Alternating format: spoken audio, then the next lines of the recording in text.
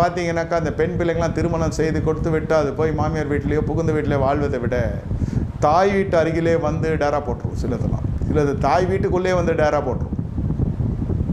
நான் மற்ற உடன்பிறப்புகளுக்கெல்லாம் என்ன தாய் பண்ணுறான்னு பார்க்கறதுக்குனே வந்துடும். சுரண்டி சுரண்டி சுரண்டி சுரண்டி சுரண்டி கடைசியில் என்ன நடக்கும்? சாபத்துக்குள்ளான பிள்ளையாக மாறிடும். அதனால் பிள்ளைகளுடைய வாழ்க்கையில் ஊனம் காணப்படும். பிள்ளைகளுக்கு தாய் இருப்பா, தகப்பன் இருக்க மாட்டான். அதான் உயிரோடே அவன் என்ன செய்யறது? அவன் விவாகரத்தாயிடும். ஏதாவது ஒன்று நடக்கும். அல்லது அந்த புருஷனுடைய கையின் பிரயாசம் இருக்காது. போனால் சம்பாதிக்கலாம். இது இங்கே உட்காந்துச்சுனாக்கா இன்னொரு குடும்பம் இருக்கும் இல்லையா? அங்கே இன்னொரு குடும்பம்னா நான் உடன்பிறப்பு சகோதரன் இருப்பான், மனைவி இருப்பா, எவ்வளோ முள்ளா இது உட்காந்துருக்கும். இதெல்லாம் கண் சாடியாய் சபை இருக்கலாம். பெற்றோர்கள் இருளை வெளிச்சமாக்கி கொண்டு வாழ்ந்து